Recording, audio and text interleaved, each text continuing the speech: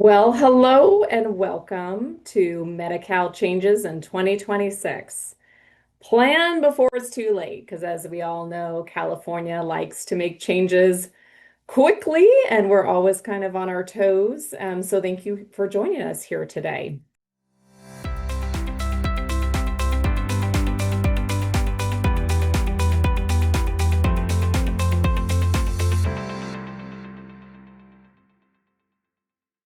Some things we're going to go over today include those of you, if you're joining us, I'm guessing it's for a multitude of reasons. It could be because you're currently on Medi-Cal. It could be that you or your parents were kind of counting on that Medi-Cal, maybe through your own estate plans, and you've kind of talked to attorneys and you're counting on Medi-Cal for long-term care, but now with these changes, it's going to really affect you in your planning.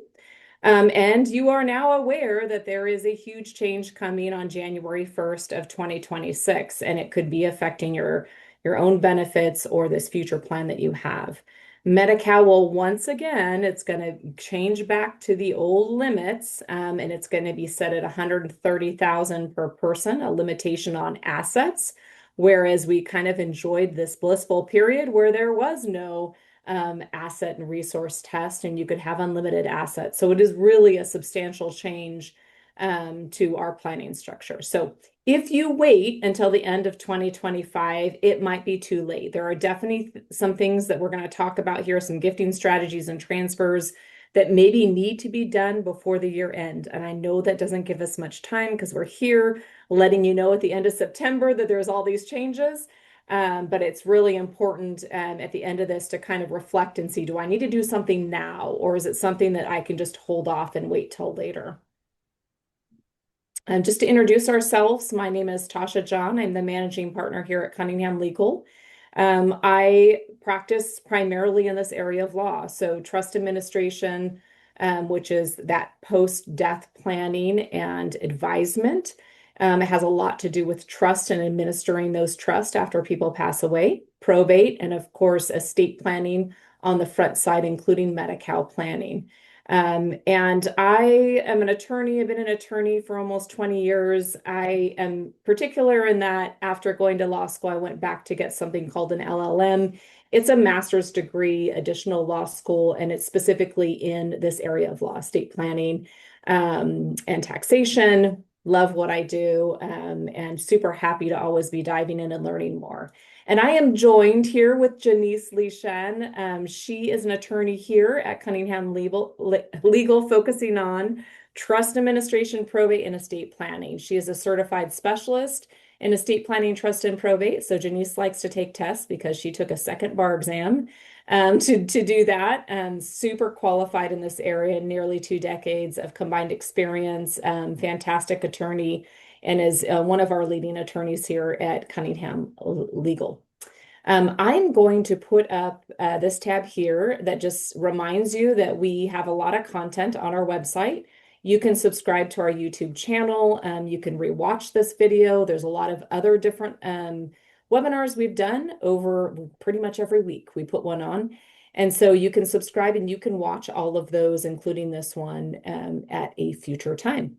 This is our team. We've got a large team of attorneys here. We practice throughout California.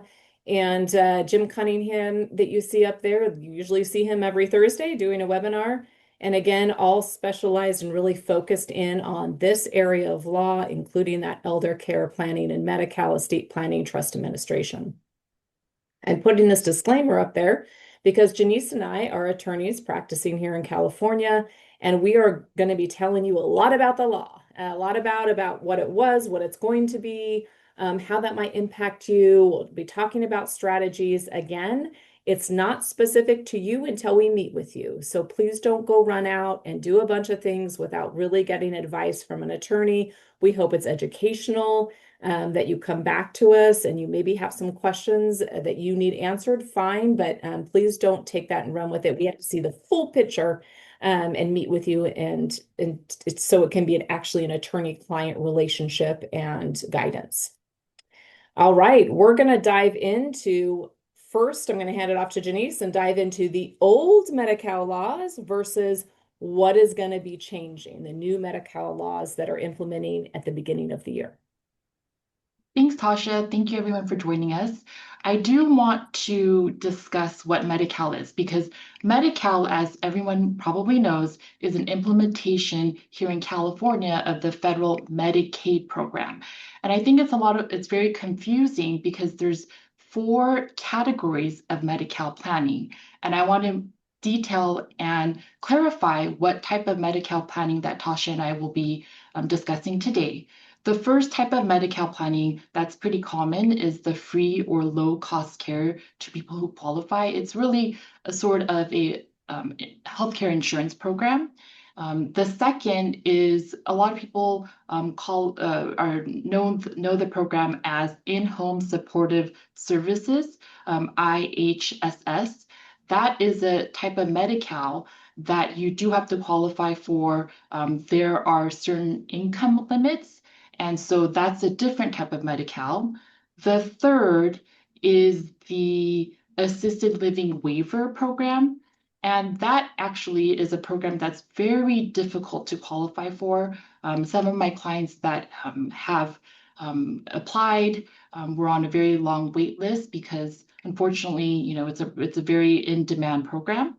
And finally, I do want to talk about the skilled nursing Medi-Cal planning that Tasha and I will be detailing. So there are two components to that.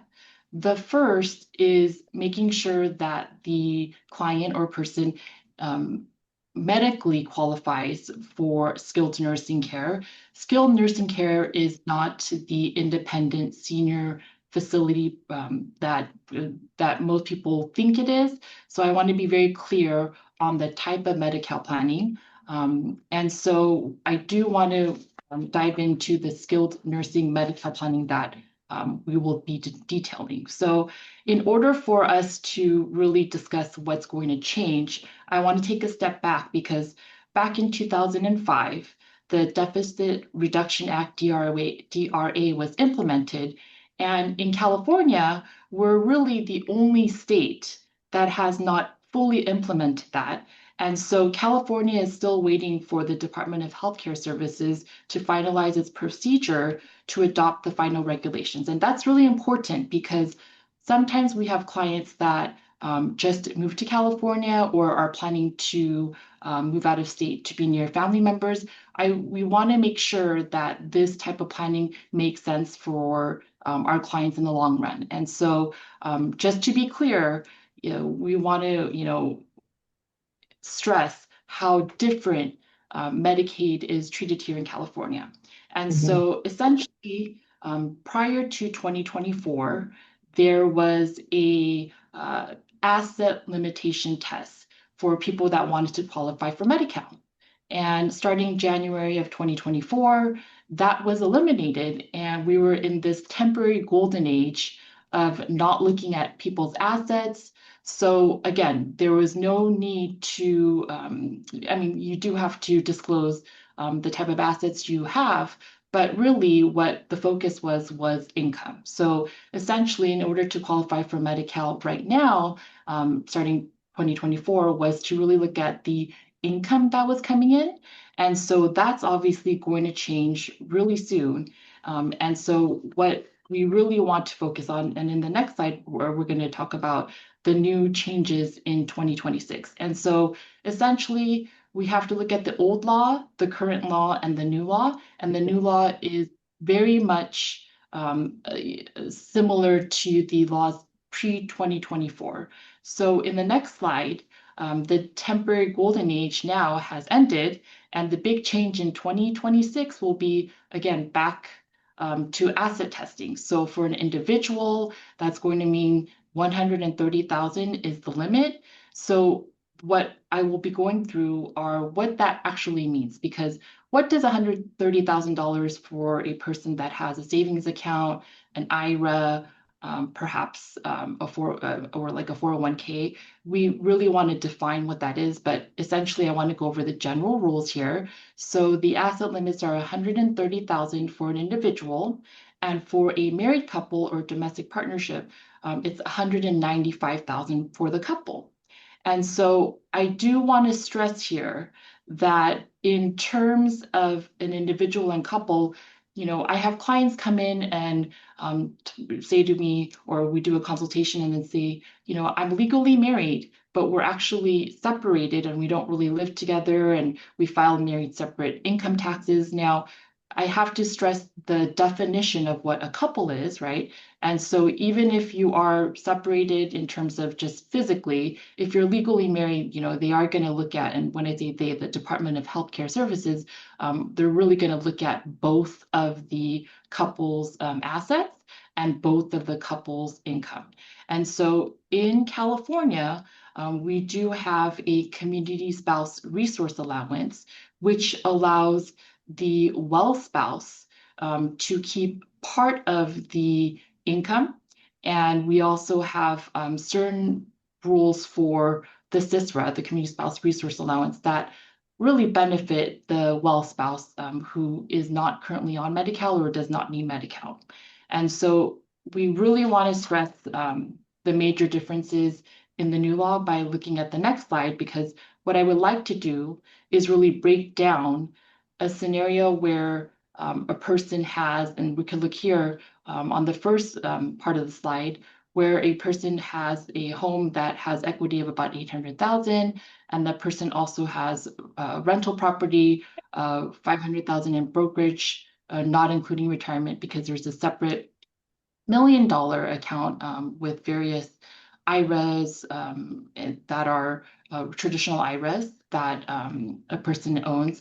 And so currently, right, the person that has the assets before the new change would qualify for Medi-Cal because, again, there's no asset test, but the Department of Healthcare Services would look at the income that's coming in. And the new law, right, would basically disqualify the person currently receiving Medi-Cal benefits from receiving benefits in about a couple of months and starting January. And so the slide on the right side, that person, the same person, could still have a home, the primary residence, but there is a maximum of allowance of assets of about 130,000. And we want to make sure that we're going to spend some time defining the type of assets that we're referring to. So what I do want to emphasize here, though, in terms of the big change in 2026 is a lot of people are currently on Medi-Cal, and those people have living trust. And I think a living trust is absolutely necessary for your foundational planning. And a lot of people think that the living trust is really going to protect them in terms of Medi-Cal benefits next year. And so again, that's a big misnomer in terms of starting 2026. We want to really look at that living trust because any assets in that living trust, again, there's limits now that will disqualify that person.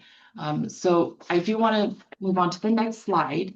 And I want to take a minute to discuss the type of properties that are exempted from the $130,000 limit and what is counted and not counted in terms of that maximum allowance. So let's first talk about your main home, your primary residence. And that's really important because currently in California, there is no, that is a complete exempt asset. And so what I want to also discuss is Proposition 19, right? Because a lot of people that are watching will think, okay, well, I own a home and I think, I'm probably just going to gift it away so that I could be eligible for Medi-Cal. And again, your primary home is not counted in terms of that $130,000 limit. But I also want to stress how you should really seek legal advice because that's definitely going to change the Prop 19 rules in terms of your property taxes. So that's the first asset. The second asset that's not counted is a main vehicle. I had a client about 7 years ago come in, and he was really invested in vehicles. And so he had probably 3 or 4 types of vehicles, right?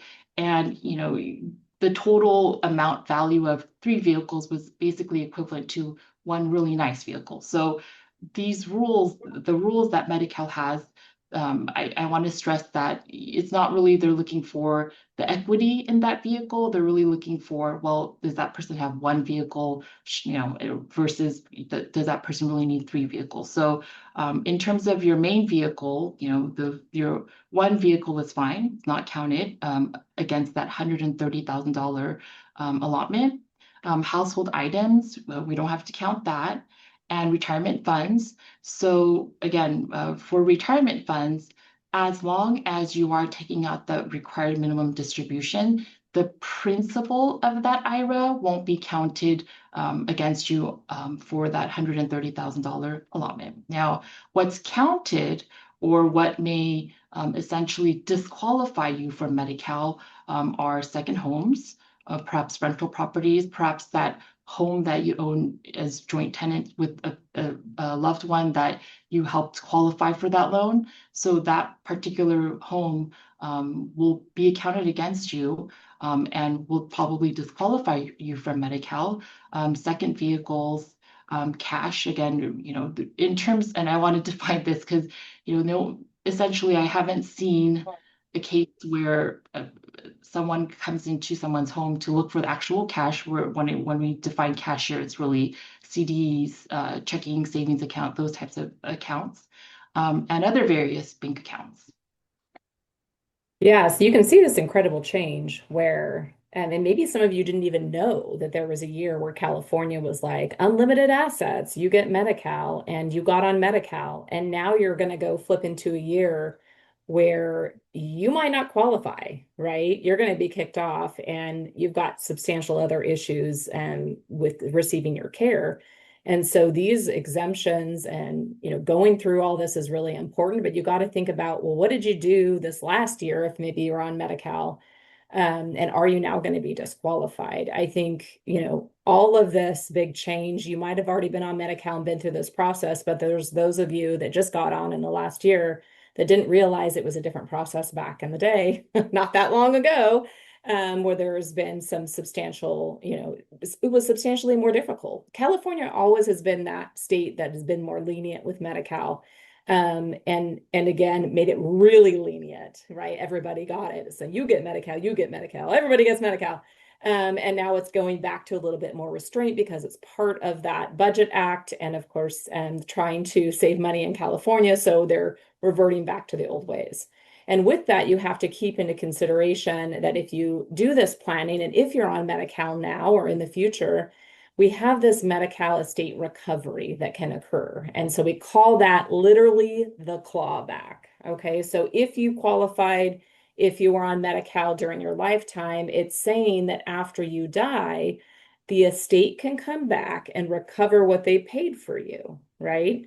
And what's really different about this is that in California, we have this very strange exception that says, hey, it's the clawback is only limited to what goes through probate, right? That is unlike any other state you're going to see in the nation. Every other state, you're going to know people are talking about the estate recovery and all of the assets essentially going back to Medicaid after death. And it's very unusual here in California. Medi-Cal can be paying, like you see here, $200,000 for your nursing care. Your home goes through a probate, you're in trouble, okay? Because now the state can file a claim and get that recovery. But if you had a trust and everything was in that trust, even a revocable living trust, and it doesn't go through that court action of a probate, it's going to be saved. It's going to be saved for your heirs and your loved ones, and it's not going to be taken back in this clawback. Again, really, really unusual, but it shows you the importance, even more so in California, of getting a trust, making sure you have an appropriate estate plan, including the other documents that you need during incapacity, which include that durable power of attorney. And within those documents, you have to make sure that there's powers to do some Medi-Cal planning so that if you lose capacity, that next successor trustee or that next agent can do this planning for you that we're going to talk about. Maybe qualify you for Medi-Cal, maybe set up an irrevocable trust. It's very important to have these documents present, and you can see why it's so important in California just to have the trust. Although it's not asset protection, it somewhat is asset protection when you die, because if you're on Medi-Cal, people can't come after those assets and get them back for recovery. So keep that in mind. California is very different with a clawback. These big changes in 2026 that we're talking about, we feel like this is a real shift that really hits the middle class families the hardest. The assets are in the middle class potentially too high, right? Their assets are maybe too high under these new rules. Even though it seems like they don't have a lot of money to pay these bills of maybe 12, 15,000 a month for long-term care. We're talking about skilled nursing when we're talking about these Medi-Cal benefits. That's pretty much the cost of these skilled nursing facilities. You can find places that, might be more like 9, but we're seeing in our areas, they tend to be around 12,000 a month or 15,000 a month. And even with middle-class families, every kind of planning they've done to save for their future, including, all of their retirement, and maybe they have a small rental that they kind of live off of, whatever it might be. How are they going to pay for that? If you actually calculate it out, it's going to be really, really difficult. Without planning, they're going to be forced to burn through all their savings, sell assets before they even get on Medi-Cal to maybe cover that 15,000 a month, right? So, it does raise what we call this $1 million question, or maybe $130,000 questions. Who's really being affected by this change? So who is affected by the new Medi-Cal laws? I talked a little bit about the middle class families and Medi-Cal. Again, on paper, they might look really wealthy, but they really don't have that much in their estate to pay for these long-term care costs. So I'll give you a couple examples. There's one up here. A couple with 300,000 saved for retirement could see it evaporate in less than 3 years of long-term care. Absolutely. I mean, they can blow through that retirement if they spend it down, including savings. If they have to spend it down, there's this burn that's going to happen to get through all those assets before we can get onto Medi-Cal. In fact, another example is just a very modest estate. Maybe that you just own your house and you don't have a mortgage on that house. You're doing really well as a middle-class family. You've established yourself, you don't have a lot of debt, and then you've got an account with a little bit of equity in it, right? And a lot of families in this scenario, they feel really stuck at this point, right? Like if they have one of their parents has to go into a facility, and they're at a skilled nursing facility, they fell down, they hurt themselves, they're not getting out of rehab, and the bills have already started accumulating, right? Because Medicaid is past their 90 days of paying and it's going to flip into private pay, or you've got to have some kind of long-term care policy, or you're going to be on Medi-Cal. That's really your only options. So at that point in time, if you had one spouse going into skilled nursing and all you had was your house and an account, a lot of people feel forced then to sell their house. I mean, despite the fact that, like, one, you're displacing a surviving spouse, the well spouse that's doing okay. Where are they supposed to live and what are they going to do?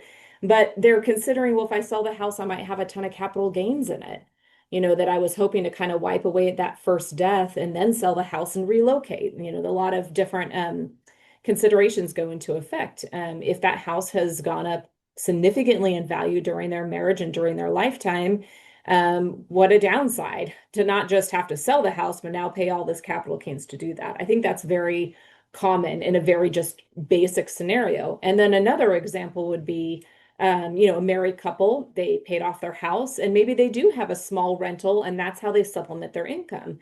So they've got their Social Security, maybe a pension or an IRA distribution that's coming out to them.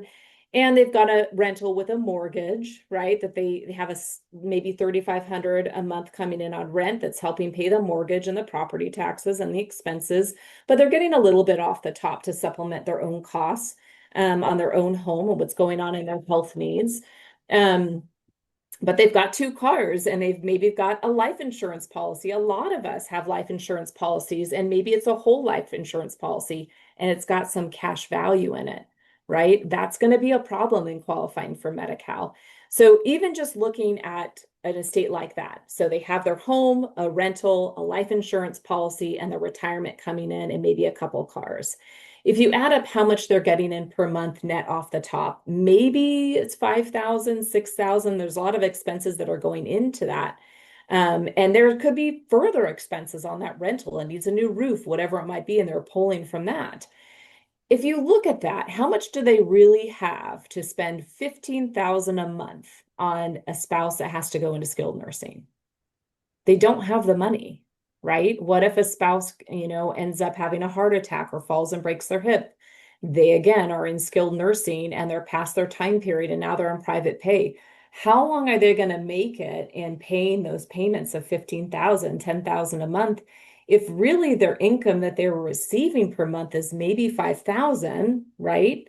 Where are you going to get that money? You're going to start diving into your other assets, spending them down, deciding if it's time to maybe sell that rental. What are the next steps, right? And again, you can't get on Medi-Cal. You've got a rental house. And if they have equity in that rental house of over 6,000, it's a disqualifying asset. Okay. If they sell the rental, now they have too much money sitting in their estate, too many assets, and they're going to have to spend it down. Okay. And they lost the income from that rental. So you can see how even a middle-class family, it spirals as soon as something happens to one of, a married couple, or if you're single, to that single person. How are we going to pay for that continued care, even for those that are middle class? And then you go into our retirees and seniors who again feel like they've done all the right things. They've set themselves up really well for retirement. They paid off their home. They got kind of a little bit of a nest egg, right? Are they now in the danger zone? Medi-Cal can count some of those assets that they have and disqualify them unless it's reduced or it's protected. Many seniors don't realize that even their equity, like we talked about, inside their homes or other properties, either it's going to disqualify them, okay? So risk that qualification, or if they sell it, it's going to disqualify them during that time period. And then worse off, if they didn't have a plan, if they didn't have a trust, and they pass away, it's all going to be taken in estate recovery from the state. So all of those things need to be considerations as we're getting older and how we're going to pay for that long-term care. And then you've got the sandwich generation. And those are those adult children. Maybe they have children of their own and they're taking care of their own children, and yet their parents are needing to be taken care of. And they are the ones that are typically blindsided. One, by the cost, two, by the non-planning. My parent has lost capacity. What do you mean I can't do planning? If there was nothing in their trust and estate documents that allow them now to take over and do that type of planning, they're kind of stuck, right? They're in a spend down mode, or are they having to quit their job and they're going to be the caretaker and, at that time point, at some point, drain all of the parents' assets. Maybe they're putting in their own money, to care for the parents. And maybe the family home ends up at the very end, the one that you'd like to, live in with your own children if your parents were to pass away. Maybe that gets claimed at their death by Medi-Cal estate recovery. So you can see it hits kind of every generation, and especially that sandwich generation that is having to provide so much care, and they still have children at home and they're trying to balance all of this. So it's really, really important to plan ahead. And I can't emphasize that enough. Make sure that your documents are in place. If you don't have Medi-Cal powers in there, it's going to be a problem down the road for that next person, whether it's your child or a trusted person. So in addition to, we've got these generations that it's applying to, including our middle class that we think is going to get hit the hardest on this. We also have those of you currently on Medi-Cal. Okay, of course, this can greatly significantly impact what you're going to be receiving coming up on redetermination. So every Medi-Cal beneficiary, if you're currently on it, right, you're going to go through this yearly check-in or redetermination. There's also time periods where there's been this change in your assets where you have to report. That could be the fact that maybe in the year 2025, you inherited something, right? And, come next year, 2026, that's a change in your circumstances and your assets, and it's going to disqualify you. So what are you to do, right? We're going to talk about solutions, but if you're currently on Medi-Cal, you can see how you could be significantly impacted by these new rules. You could have qualified last year and sailed through just fine, right? Everybody gets Medi-Cal. It doesn't matter how much you inherited millions in this house and that rental from your parent, you're going to get Medi-Cal. And it's not going to be that way in 2026. So suddenly you're over the limit. You get this notice of action, and it's going to be a problem. If we talk about change of circumstances, again, that is when something has changed. It's a triggering event, and you're going to have to report that sale of a home, marital status, lump sum payment. Usually that can come from an unknown life insurance policy that maybe a parent left you and it gets paid out, and it's throwing you now over the threshold of the 130. Okay. And so we know going into 2026, that's going to place you at a point where you're going to use your Medi-Cal benefits. So people currently on Medi-Cal should assume their benefits will be revisited in 2026. You'll want to take a look at your assets, make sure you still qualify, and if not, let's take a look if we can help you to go through those next steps of what needs to be done. Janice is going to cover a little bit about those currently on SSI because, again, we're not talking about SSI here today. So it's a little bit different. Janice, why don't you cover that for us? So SSI is a federal program that pays a modest monthly benefit. And so you could be on Medi-Cal and also be on SSI. You could also be on Section 8. There are different types of programs available. And so I want to be very clear, we want to be very clear, SSI still has a 2,000 asset limit test. So essentially, that $130,000 only applies to Medi-Cal, and again, today we're talking about the skilled nursing Medi-Cal, and SSI still will retain its current law, and so that's not changing. So we want to be very mindful of that.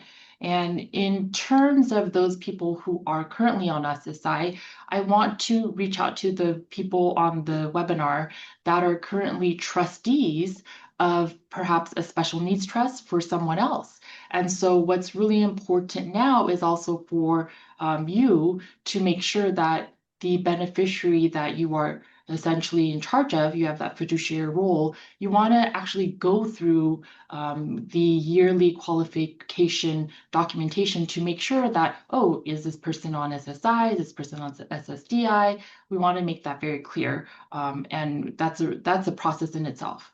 Yeah, and I So was what thinking, Janice, just with you saying that, even so, if you are a trustee that's currently administering a trust because, whoever it might be, a parent or a loved one has passed away this year, during that administration, there could be some really great solutions within that trust itself for those people on Medi-Cal and SSI to plan for and make sure that's put in a special needs trust. So the steps you're taking this year are really important to set up those beneficiaries coming, and there could be some liability if you don't do it right and you don't do it at all. So like you do have to keep in mind that if you're currently administering a trust, it's very important to seek advice.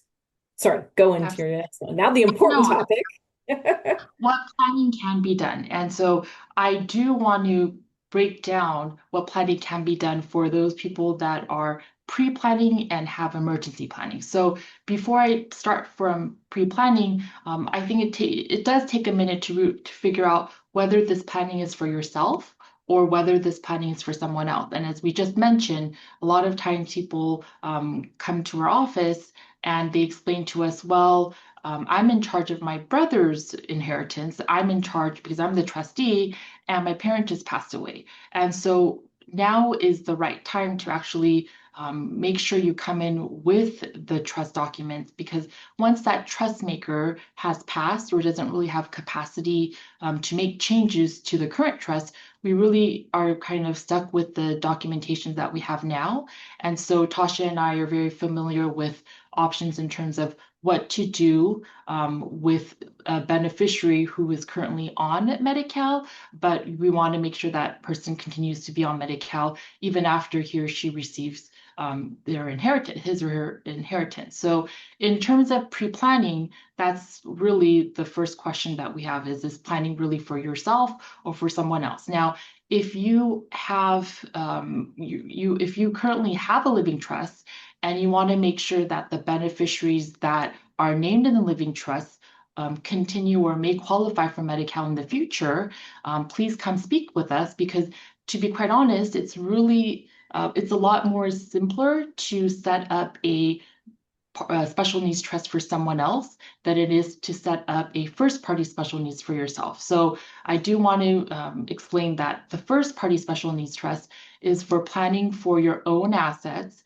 for yourself, versus a third party special needs trust is really planning for someone else with your own assets. So that's something that we can absolutely help on. The second point I want to reiterate here is making sure that you come in to speak with one of the attorneys, because an extensive durable power of attorney can actually help prevent a need for a perhaps conservatorship or court action. And so, I meet with clients, and a lot of times, we do the consultation and then they show up with a durable power of attorney that they found online. Now, that durable power of attorney, it's not a one size fits all. So a lot of people think, okay, well, I have that, or my parents have that, check, and they think, okay, we're good. Please, please, please make sure that you actually have an attorney review that, because again, there are certain powers in a durable power of attorney that is not included for all. And so one of that is one of the special powers that sometimes clients don't provide for their agent is perhaps setting up a Medi-Cal trust or actually doing some Medi-Cal planning. Some power of attorney documents don't allow that. And a lot of times that's really detrimental to the person that really needs the care. So in terms of the first category, if you have time now, which I think everyone should actually, this is a good time and good opportunity to speak with either your parents or a loved one, to explain to them that there's going to be a big change in Medi-Cal rules in 2026, and it would behoove you to actually bring in that person to our office so we could review perhaps a durable power of attorney, or actually set one up, because a lot of people do not have an extensive durable power of attorney. Now, the next category is the emergency planning. So essentially, we have a very limited amount of time before we start the new year. And I can't believe we're saying that we're going to be, starting October very shortly. And so what I would like everyone to understand is attorneys are human, and we actually have, some of us take time off for the holidays. And I stress that because, we think we have all this time, before the new year begins, and we really don't. And so essentially, if you are currently on Medi-Cal now, or you need to be on Medi-Cal, that is considered emergency planning, and we really need you to come in, because it's not just a matter of looking at the assets and preparing some documents. It's really more than that, and we're going to get into the actual plan of that, or the procedure of that. So in terms of emergency planning, please keep in mind, we want to make sure that we have sufficient time to actually review the assets and prepare a preliminary distribution in terms of what type of strategy makes sense for your family. So in terms of that, I want to talk a little bit about the DIY danger zone. And so what's very confusing is a lot of people go online, they go on ChatGPT, or they want to kind of do their own Medi-Cal planning. And that is detrimental, because a lot of people think, okay, well, since we have this small amount of time where we can start, gifting out assets or doing this or doing that, please understand, do not transfer any assets now without an attorney actually reviewing that plan, because in California, we do have a look back period. Actually, Medicaid does have a look back period, but in California, we have very special rules in terms of how we can actually qualify a person for Medi-Cal, even with the look back period and perhaps some gifting strategies. So we have here an example. A person, you transfer 120,000 into a trust just before applying, and Medi-Cal sees the 10-month period of whatever transfer that occurred. That means that 10 months of paying out of pocket at $12,000 per month 120,000 is gone. So what this is really saying is the way that Medi-Cal disqualifies a person from receiving benefits is they look at the amount that was transferred and they calculate it and they have this special formula against the average private pay rate. And so we really put this slide on because we don't want anyone on this webinar to think, okay, well, I listened to these two attorneys for about an hour, and now I'm going to just go ahead and do planning. So this is the slide to warn you that please do not go ahead and make any specific transfers or gifts out without actually coming and speaking with one of us.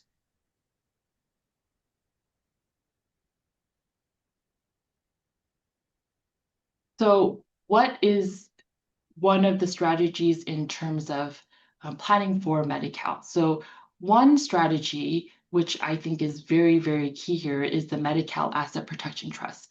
A lot of people go online and try to Google this or try to find out what that means. A Medi-Cal Asset Protection Trust is an irrevocable trust that allows the Medi-Cal recipients to include some sort of control and direction to where their assets will go, and also maintain some sense of tax planning because, like I mentioned before, a lot of times when we're planning with families, there is a lot of intention for the family home or whatever assets to go to a certain individual or beneficiary. We want to look at the type of objective that the client would like. So a Medi-Cal Asset Protection Trust is not like a regular living trust. It's first of all, it's irrevocable, meaning once you set it up, it's very difficult to make changes to it. Our firm has what's known as trust protector powers.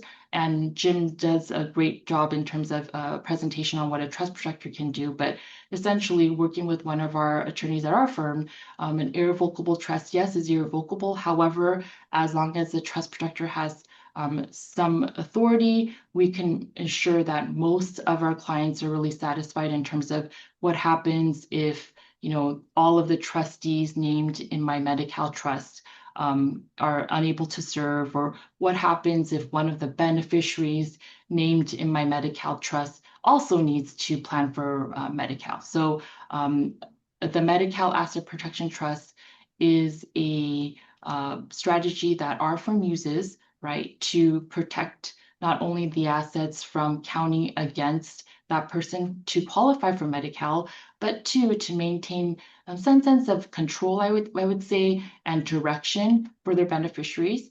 And in terms of the Medi-Cal Asset Protection Trust, one of the major benefits that I've personally seen is where clients have, spent their whole lives saving, and they, perhaps purchased a property 20, 30 years ago, and there's a lot of gain of income or a lot of gain in that house, right? What a lot of people don't realize is just because your house is an exempt asset, once that house is sold, or once that house, has to be sold because, you want to pay for, various expenses, that not only is going to, the liquidity from that sale would kick that person off from Medi-Cal. A Medi-Cal Asset Protection Trust really helps in that scenario. I have seen a lot of clients that want to maintain some sense of control, but also, would like to prevent any gain of disqualification, from Medi-Cal. And so a Medi-Cal Asset Protection Trust is for someone that perhaps has a property that they would like to sell, their primary residence, without the proceeds from that sale disqualifying them from Medi-Cal.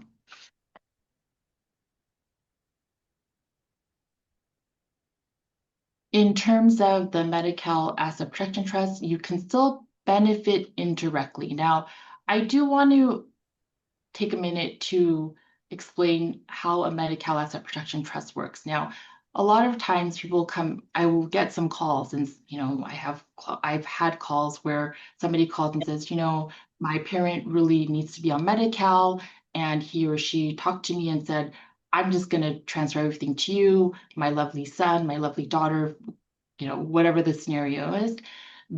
I want to take a step and explain that although in certain situations that might be the right type of strategy for that family, generally that's really not the benefit for the actual person that's going to be receiving Medi-Cal. And so I bring that up because for one of our attorneys to set up this Medi-Cal Asset Protection Trust, there really is, I would say, a qualification element of that. We really find that the best way to plan for a person that really needs Medi-Cal is to meet with his or her loved ones. It's not a requirement, but in terms of making sure that the people listed in the Medi-Cal Asset Protection Trust, such as the trustee who manages the assets, really involved in terms of what the underlying objective is to set up that trust.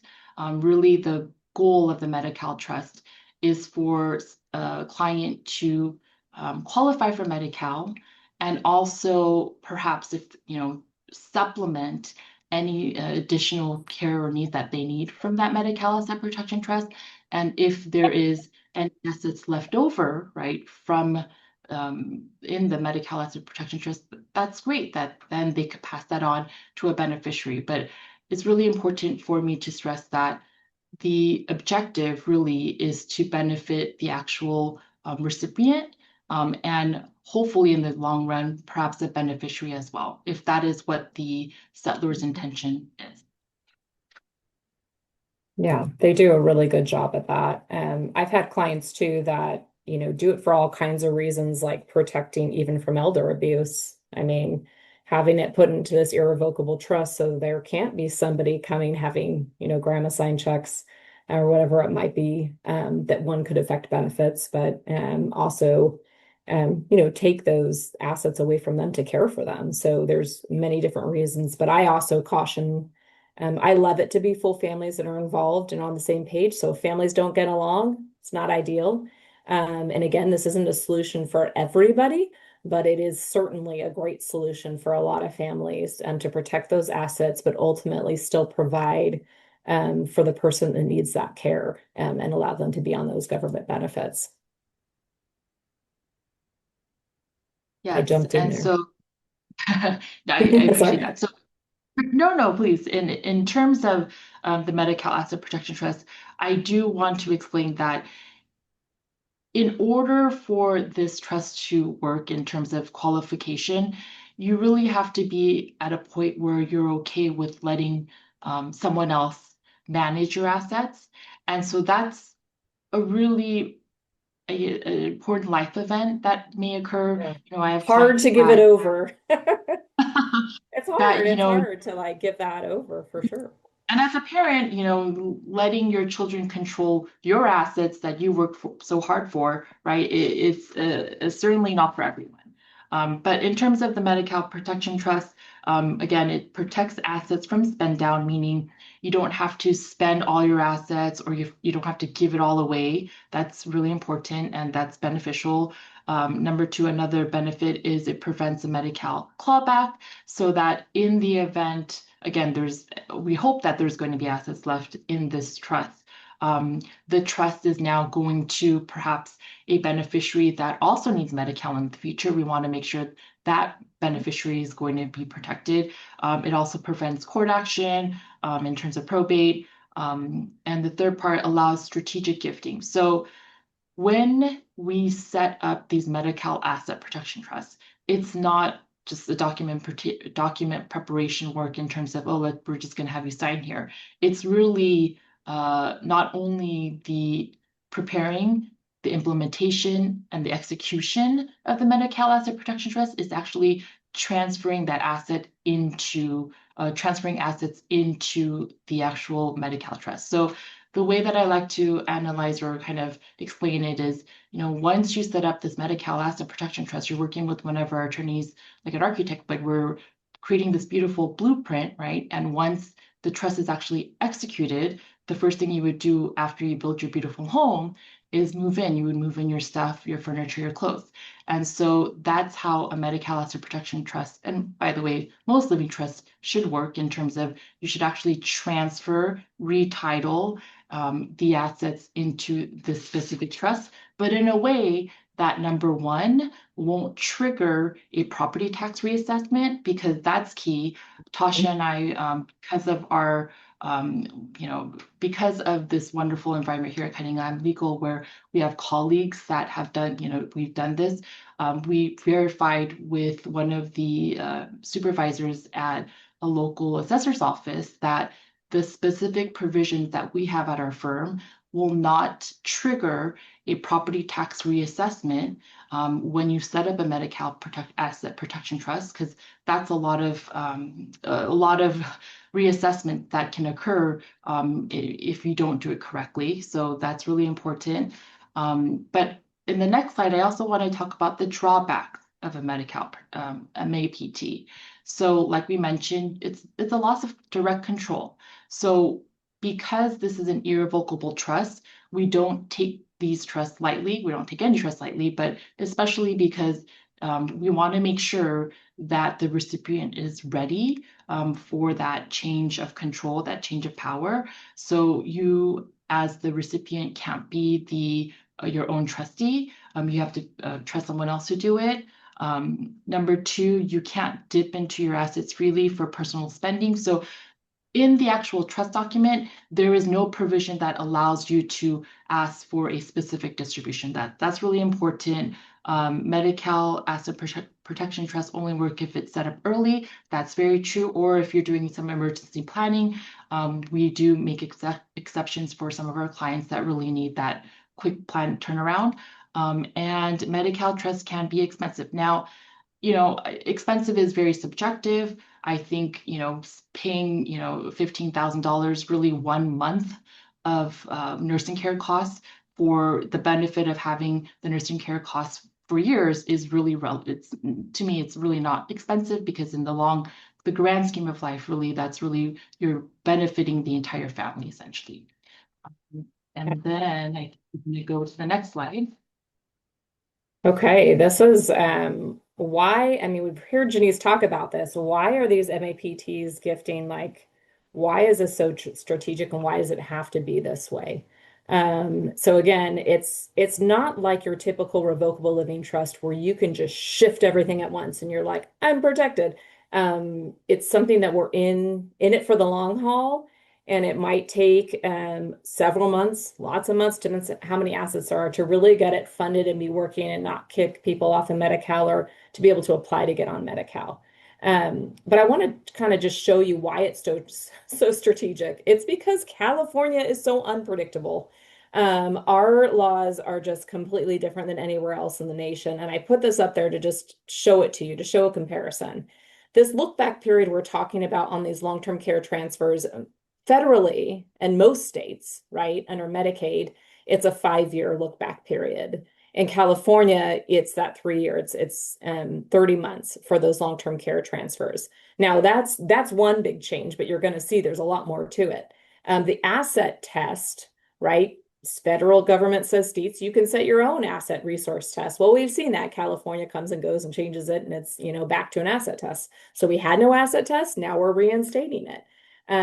For the primary residence, generally, the principal residence, if you're living there or you have an intent to return, it's going to be exempt. But in most states, there is a cap. There you'll see there's cap on equity. Home in California under Medi-Cal is completely exempt, the entire value, if it's the principal residence or you have an intent to return, or maybe your spouse remains there or a dependent remains there. This is what I'm talking about, the home equity cap that's really different across the board. The federal government does say states must apply a cap of that primary residence, meaning the only part that's exempt is only up to 730,000, right? Like they're saying states you have to apply a cap somewhere within this range. And California says, nah, we'll just kind of skip that for now. Okay, again, it's because of the implementation of our rules here, and that, like Janice was saying, we haven't actually accepted everything and formalized the rules yet. So currently, California is not imposing a cap for now. Like, could that change? Yes. And under the big, beautiful bill, there might be a change with that that's going to affect California, but currently not imposing a cap on how much equity is in that principal residence. And then, of course, the state tax recovery is different. Federally, they're going to come get it. In California, nope, you're just limited to what goes through probate. Very different. And then the transfer penalty formula. This is why it's so strategic and why we're so different than everywhere else in the nation. Federally and in most states, the penalty months and how they're calculated is going to be something that's happens every time there's a gift. Okay. Anytime you make a gift, that penalty period is going to add to it and continue.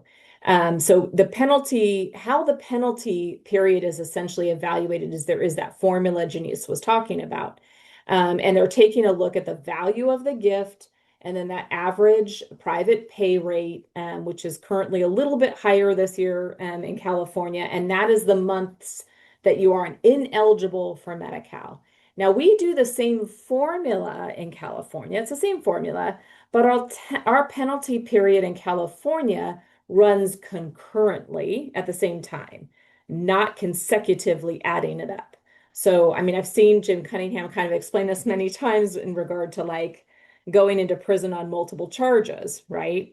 When we say it runs concurrently, it means you've committed, a crime and then another crime. And it might be that you were currently serving for a crime and you're already doing your time and another crime occurs and they're going to credit you for that time you've maybe already been serving. That's kind of like what we're talking about here. It seems very strange.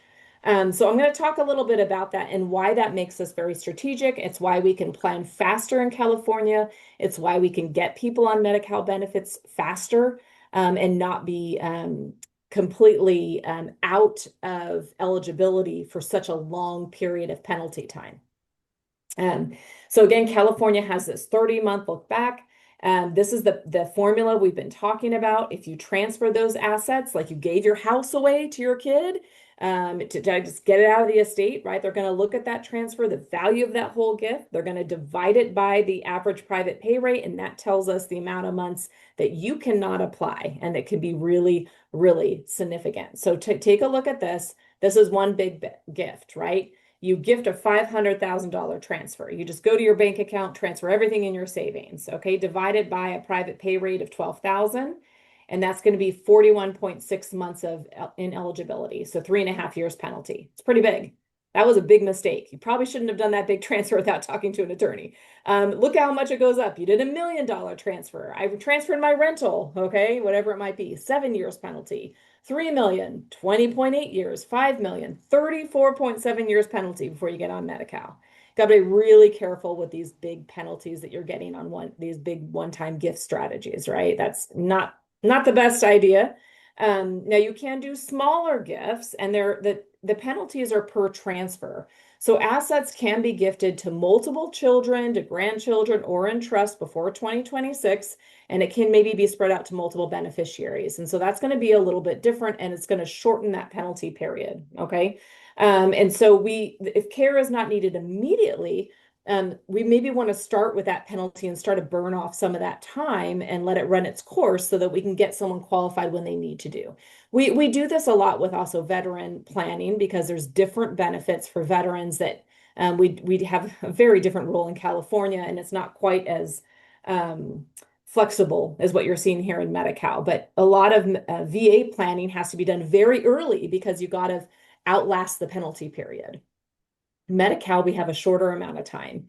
So I want to show you what that looks like if we're doing smaller gifts. Again, now instead of it being for the 500,000 transfer, instead of it being the 3.5 years penalty, it's a 4-month penalty, right? Because we split up the transfers. We gave it to 10 different people at $50,000 increments. So that is one way where we can maybe shorten the penalty period, but maybe 4 months is like going to hurt us. Or maybe we transferred $1 million and we're going to be private paying now for 8.3 months until we can actually get onto Medi-Cal. So it helps to do the smaller gifting. To make it even better though, in California, because we have completely different rules, we do a lot of stat gifting. And that's what we do with these Medi-Cal asset protection trusts. Our current average pay rate in California is more like 13,000. So again, we can utilize multiple gifts to multiple recipients in the same month. You saw how that kind of shortens that penalty period. And because our penalty period currently runs concurrently, we can do them day after day after day after day. Be very careful on the amounts we're transferring, and it's very strategic. But if we do that, the penalty period rounds down. So I just general concept is the result's going to be a significantly reduced penalty period because it's running concurrently every time you make a transfer every day. So we can move money fairly fast and get people qualified fairly quickly. Only in California, highly advised to use professionals if you're doing something like this to make sure you don't mess up the calculations, and that you're not, going to be disqualified for a much longer penalty period, by not working with a professional. So I would say, do it yourself danger zone. You can see just from this presentation, it's a little bit of a landmine. It's a field of statutes. Lots of laws have been changing. It was inflexible, flexible, and flexible. We have like these little time periods where we have these waivers and we're not fully following the federal government, which right now gives us some limited amount of time to make some quick action and maybe, make some significant improvements for a lot of you before the end of the year. And for a lot of you going forward, doing some of that pre-planning or even getting you qualified in the next year.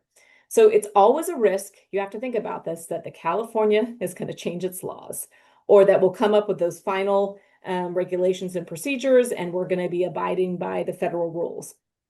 We don't know when that could happen. It could happen tomorrow, right? So, I mean, there is a little bit of this risk of, okay, like I want to start doing this process, but then California, like that, they accept the federal rules, and we're kind of shifting into a different arena.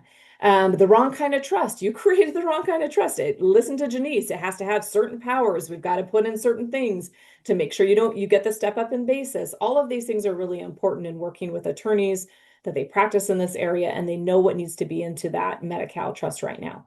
Again, a wrong clause could really take you in the wrong direction and not accomplish all of your goals. And that's really important too. You don't get a second chance at that. Big danger zone here too. Big warning. You get one shot. Okay. You do it yourself, hire the wrong attorney, go in the wrong direction, make all the gifts out. That's it. Like you don't get to go unravel that. Now you're in a penalty period of 30 years, right? You get one shot. If you mess it up, there's nothing I can do. So you'll just end up in a denial. You'll have to spend it down, right? If you don't have a plan, your plan is you're spending it down and paying it for yourself. That's what it's going to come down to.